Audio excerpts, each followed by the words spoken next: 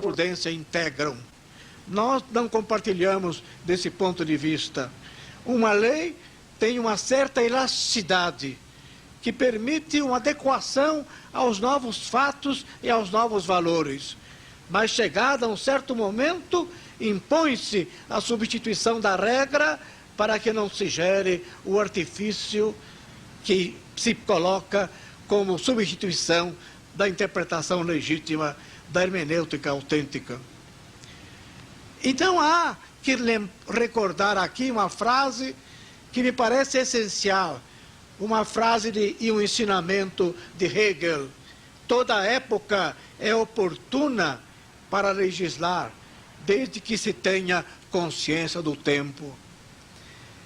E nós procuramos, nós os que tivemos a incumbência de elaborar este código, procuramos ter consciência de nossa época, levando em consideração uma série de fatores para o trato humano. Para uma sociedade em mudança, é indispensável recorrer àquilo que eu costumo chamar, na minha concepção filosófica jurídica, de modelos abertos e não de modelos cerrados. Eu posso usar modelos cerrados, posso e devo usar modelos cerrados, pré-determinados, no campo do direito penal, onde deve haver um predomínio da tipicidade do delito e da tipicidade da norma.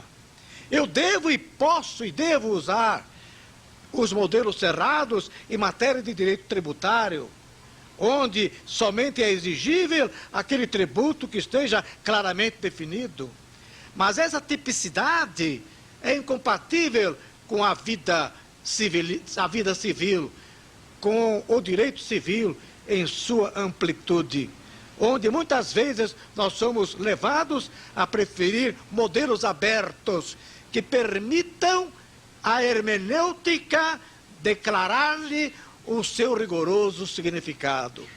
De maneira que o Código surge com a ideia de deixar muito a cuidado da doutrina e muito a cuidado da jurisprudência, que virá a dar conteúdo vivo às normas na sua expressão formal. O segundo princípio que dirigiu a feitura de nosso trabalho foi o princípio da socialidade.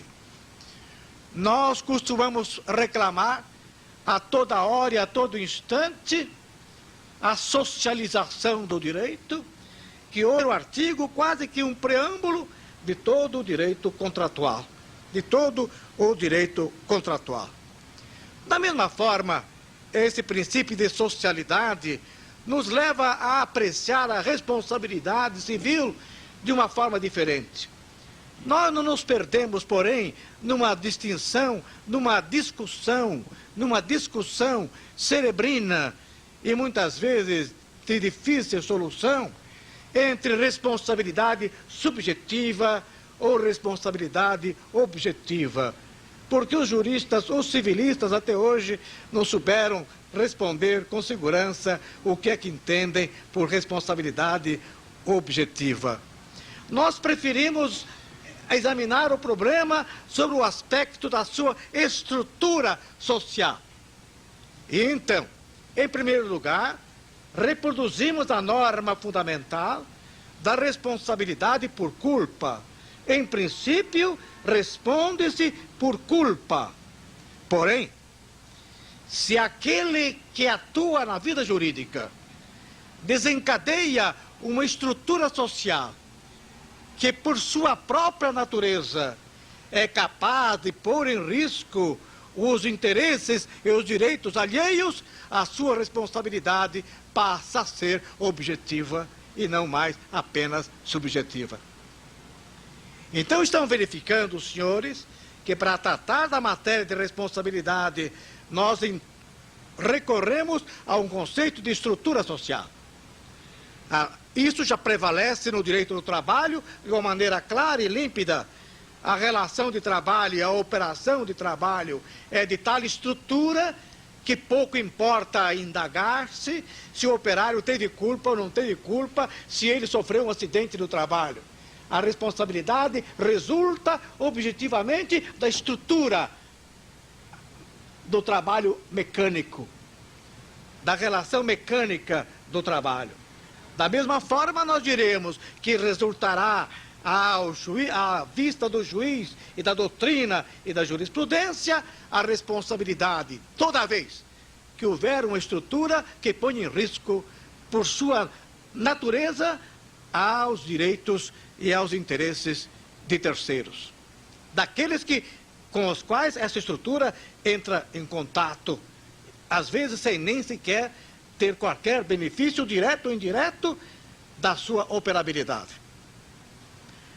O terceiro princípio que norteou a feitura deste nosso projeto, e eu vou me limitar a 3 apenas, não por um vício de amar o trino, mas porque não há tempo para tratar de outros que estão, de certa maneira, implícitos: operabilidade.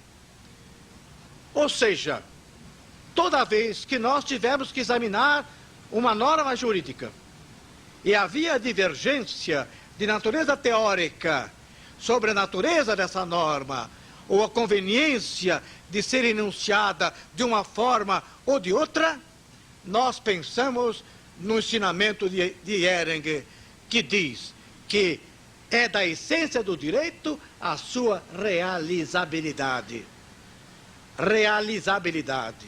O direito é feito para ser executado. Direito que não se executa, já dizia Ehrenberg na sua imaginação criadora, é como chama que não aquece, luz que não ilumina. O direito é feito para ser realizado, é para ser operado. Porque, no fundo, o que é que nós somos, nós advogados? Operadores do direito. Operamos o código e as leis para fazer uma petição inicial. E levamos o resultado de nossa operação ao juiz, que verifica a legitimidade, a certeza ou a procedência ou não da nossa operação. O juiz também é um operador do direito. E a sentença é uma renovação da operação do advogado segundo o critério de quem julga. Então é indispensável que a norma tenha operabilidade, a fim de evitar uma série de equívocos e de dificuldades que hoje entravam à vida do Código Civil. Eu darei apenas um exemplo. Quem é que no direito civil brasileiro ou estrangeiro, até hoje, soube fazer uma distinção nítida e fora de dúvida entre prescrição? Mas vamos para frente. Qual é o outro protagonista? O outro protagonista é o empresário. O empresário que, baseado na autonomia da vontade e na liberdade de contratar, e baseado, sobretudo, no princípio salutar de que a pessoa do sócio não se confunde com a pessoa jurídica, o empresário se vale dessas duas forças fundamentais: a autonomia da vontade e o poder societário de um lado, e a distinção entre pessoa física e pessoa jurídica. O empresário se vale dessa distinção para tirar proveito à custa alheia. Organiza uma sociedade, organiza uma empresa, uma sociedade por cotas, geralmente uma sociedade por cotas de responsabilidade limitada, de uma tal maneira que esse capital seja logo integralizado e a responsabilidade, portanto, inexista na prática. E depois de ter usado os recursos de terceiros e do crédito de terceiro, o empresário vai transferindo o que é positivo para o seu patrimônio pessoal e vai depois a concordata ou a falência à empresa. E então é preciso que haja um respeito à personalidade jurídica da empresa. Sim, porém, enquanto ela se mantém fiel à sua natureza.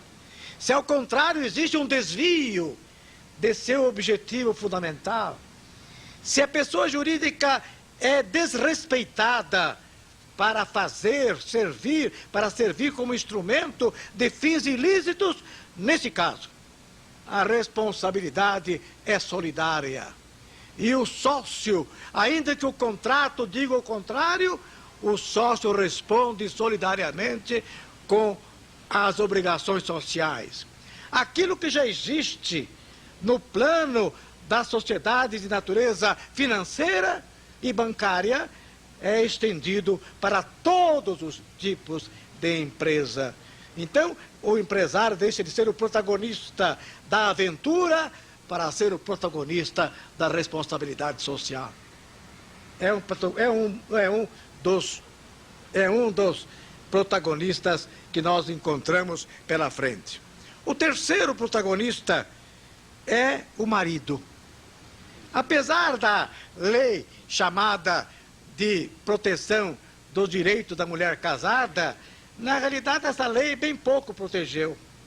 Avançou naturalmente porque a mulher deixou de ser relativamente incapaz.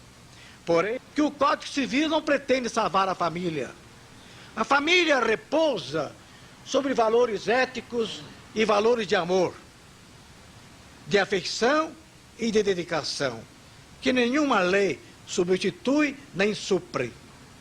De maneira que, ao estabelecer a igualdade entre o marido e a mulher, nós temos um parágrafo que declara: havendo divergência, qualquer dos cônjuges poderá se dirigir ao juiz, desde que não se trate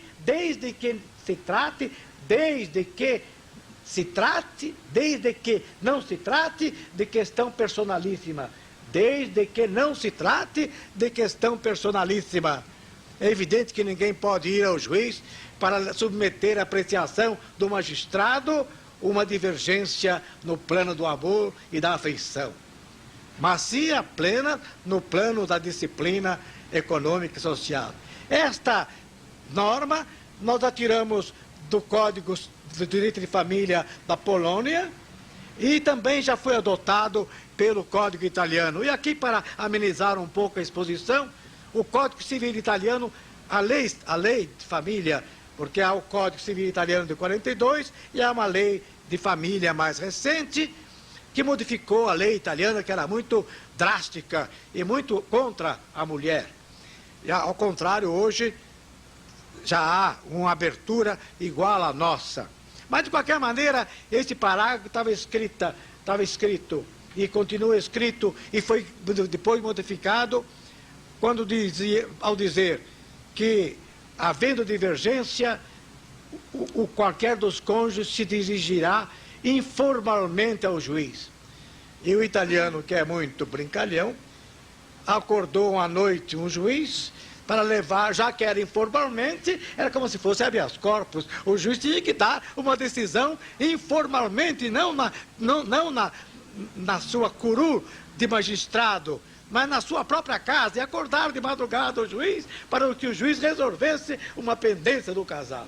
E isso levou o legislador italiano a tirar logo informalmente para pôr tranquilidade nas noites dos nossos juízes.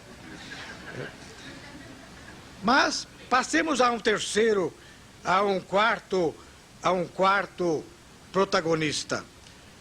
O quarto, já vimos o proprietário, vamos ver agora o testador. O testador, que hoje em dia tem um poder extraordinário.